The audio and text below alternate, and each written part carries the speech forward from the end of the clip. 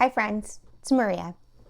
Um, today's video maybe is a little different. I thought I would give some tips on keeping a journal because I realized I've been keeping a journal for almost 40 years. I still have my first one. Let me find it. I have a box that has all my old journals that I still have. And so of the early ones, I kept only the first one. I recently threw away all the others. I also have pictures of the inside of my ankle joint and some other random things. So here's the first one ever. I wrote my diary, but I wrote this long after I started it. A little bit of history. So in 5th grade, I read Harriet the Spy and took away absolutely the opposite lesson from that and decided it would be a good idea to start writing and make notes and observations of the stuff around me. And so it starts off with Tony, Stephen, and Mark did not do their homework. Kimmy is teasing Kelly with the eraser. Better go, the bell rang. It continues thusly for a little while. And when was the last entry in this? Sometimes I dated them. December 15th, 1991. So this was like years later. So I would, I'll say I've been journaling since then, but I would take breaks. And actually, sometimes I would jump from book to book back then. These were all just blank books, lined blank books with like the puffy covers. Do you remember these? Barnes & Noble sold them until, I don't know when they stopped, but they definitely sold them in the 90s. Which was recently, right? Anyway, so I started out just making observations. And the thing is, when you start with that, it's not such a reach to then start making observations about your own life and how you're feeling. And that's what my journals are for me. So, should we start with the journals that I currently have are 3. We'll get into this. This one is a blank book from Seven Seas. Yeah, Seven Seas. This is Seven Seas Crossfield. And it's dot grid. Well, I think it might be little crosses. It's the name. And this is for me to just write in to get all of my feelings that I'm working through out. I don't usually date anything. Sometimes if I go on a vacation, this will be the only book I bring, because what I can do then is date them and then transfer it to the other 2 diaries. I have my Hobonichi 5-year journal. I love this one. It's funny because, as I film this, it's the end of January, and it was just like one of these days in the first year that I'm like, I don't think I'm really gelling with this yet. I still don't know how to use it. That has obviously passed because we're on year 4 of that one. I usually use a Hobonichi Cousin. This year I did the Stalogy 365 that I'm not loving, spoilers, and I put stickers in it, which felt like a departure for me. This one I write in daily as well. So I have 2 that I write in daily. This allows for more space. The 5-year allows for just a snippet. And what my first piece of advice is sort of the same, right?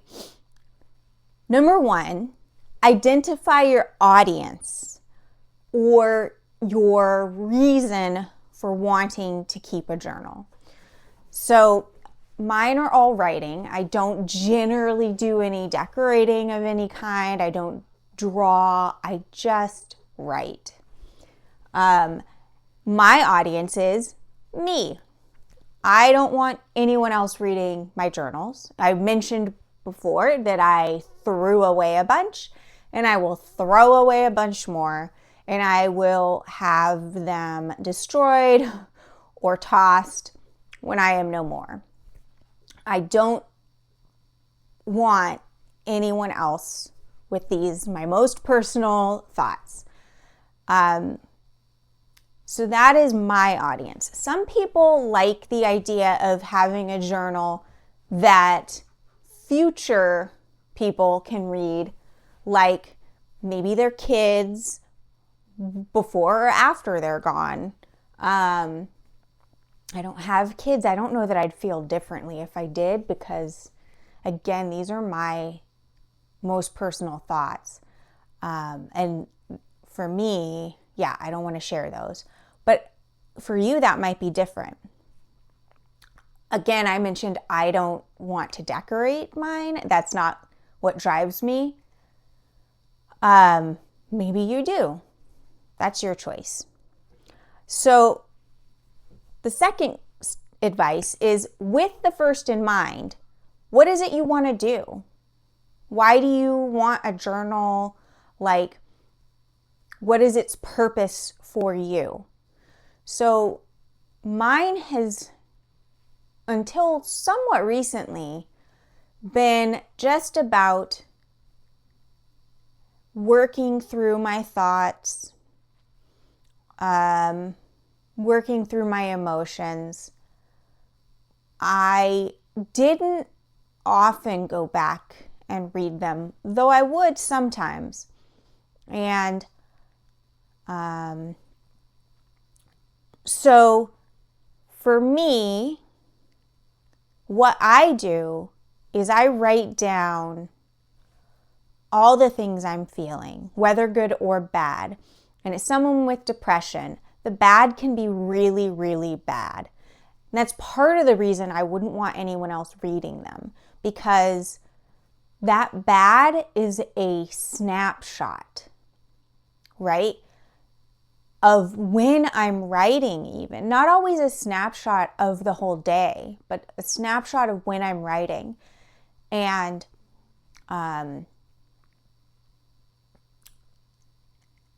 reading things like that is disturbing, and it can leave people feeling like, oh, I should have done more. Nobody could do more for me, right? This is me, my thoughts. It's fine, right? I have professionals to do more for me. We're good. But it's really important for me to be able to have this. So I do write all the bad things too, and it's actually really useful for me, because I can go back and see that no matter how bad I'm feeling now, I actually have felt this bad before, and look, I'm okay now, right? Or when I'm really down in the dark pits of despair, I can go back and read, it isn't actually always like this. Even though in the moment it might feel like I'm always miserable, life is horrible. I can go back and remember, like, no, look, you've been happy plenty of times. You'll be happy again. That is useful for me. This isn't going to be the case for everyone. There's no wrong way about what you're going to do. That's an important thing to remember. So the third thing, and the most important thing, do it. Do it consistently. So my journals, I will sometimes write, every day I write in it. Sometimes I write, I don't feel like writing today. But I have written just those words. I built the habit of writing. I'll say, I don't feel like writing today. I don't have much to talk about. At least one day I wrote meh. That was the whole entry. Or today was a bad day. Am I exaggerating? Are there days I miss? Absolutely. We can go forward and say, don't beat yourself up for any lapses, right? You have not failed because you've missed a day or two or a month. You just didn't do it for that period of time. I think if we view those as failures, it becomes more difficult to start again. It's not a failure. It was just a pause, right? It wasn't serving you, etc. That's fine. Some people will go back and then fill in. That's not generally my thing. I will do that with the 5-year because I don't travel with, this is a hefty thing to take with me. So I will go back and fill in the 5-year journal based on stuff I've written, whether it was in my nightly thing that I took with me or my freeform thing. I'll go back and fill those in, because what the 5-year serves for me is just a glimpse back at a previous year. And sometimes the smallest thing will spark a memory. Like, I'll have forgotten about a day, as we all do, but just reading like, oh, I took a walk and went and got donuts and then this thing happened. I'll be like, oh yeah, I remember that. That's the purpose of it for me. This 5-year is pretty nice. It's actually, the first year covers one of, if not the most horrible trips I've ever taken. I talked about it a little bit in my videos at the time. So it was an awful trip, but I can laugh about it now. I got food poisoning, everything went wrong. Anyway, so it's important though, just do it consistently, whatever consistently looks like for you. For me, it's daily. For you, it might be weekly or monthly, hourly. That's a lot of pressure to put on yourself, but just determine that for you and stick to it for you. And don't view lapses as just utter failures. Just view them as a lapse and start up again. Or take it as an opportunity to evaluate, is this working for me? If not, how can this work for me? Or can it, right? Maybe it's just not your thing. That's also okay. So that would be my 5th point, is allow things to change as needed. So I discovered I like having the daily journal.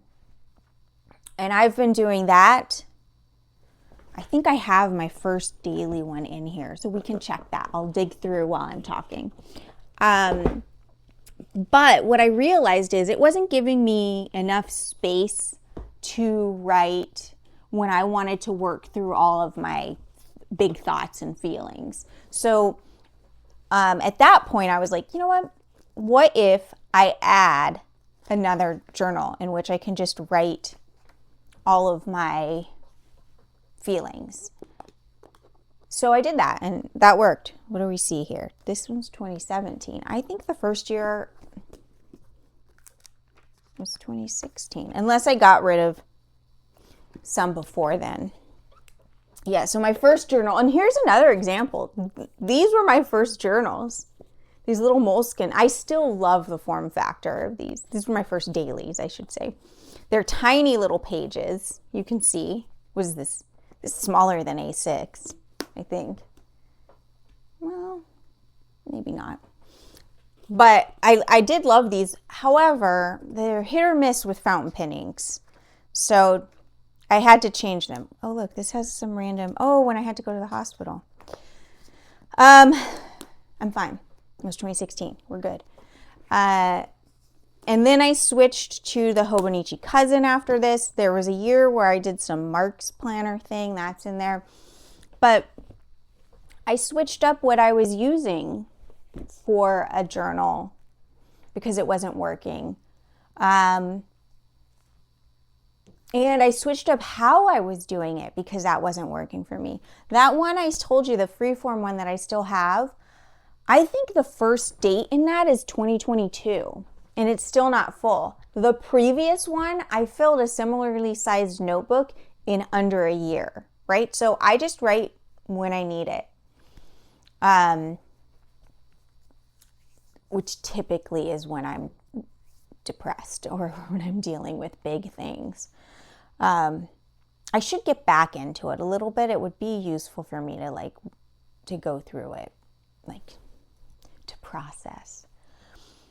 And my last tip is just the saying, comparison is the thief of joy.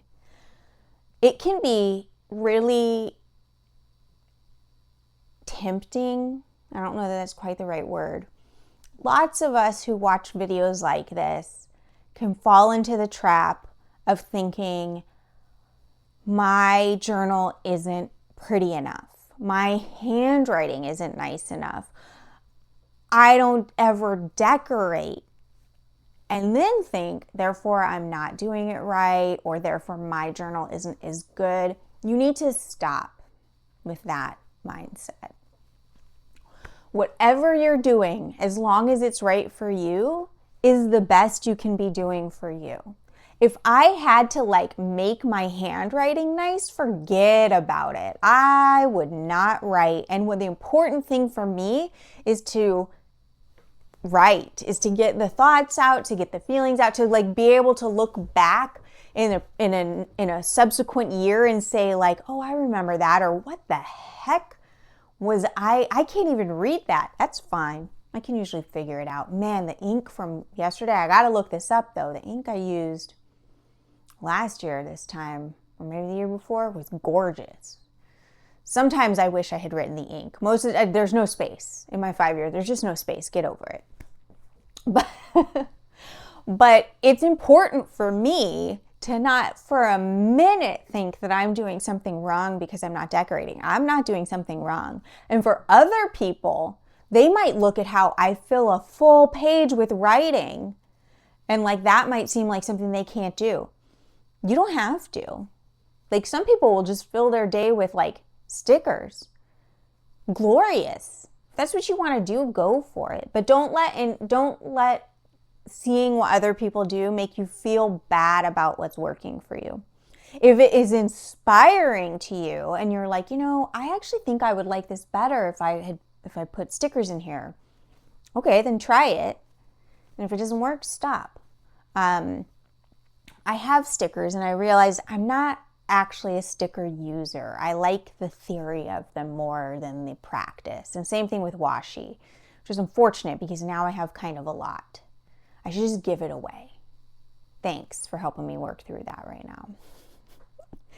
So, those are my tips for keeping a journal. This box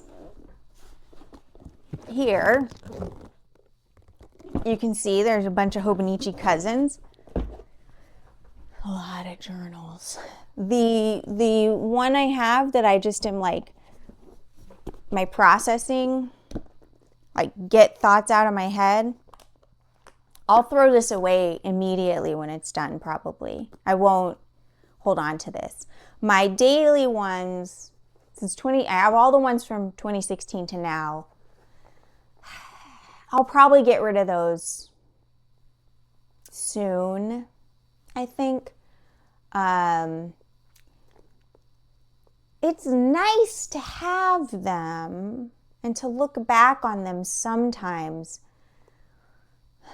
But I'm going to be honest, I also just threw away most of my photographs because I realized I don't look at these. What are their purpose?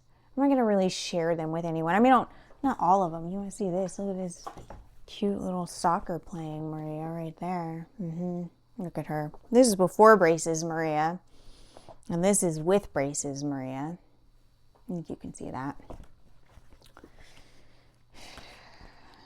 I don't know if I was a good soccer player. I liked it. Oh, you see this teeny I was compared to the other people. Versus now where I'm so tall.